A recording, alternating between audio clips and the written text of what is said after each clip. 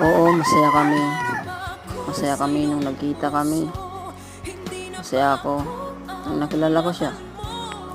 Subalit dumating yung panahon na nanlamig na lang siya bigla at nawala na siya ng time para sa akin.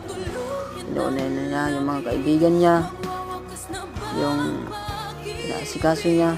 Hindi ko na pala alam. Ito na ang katapusan at ang wakas na pagsasama namin. Handa akong kalimutan ng lahat.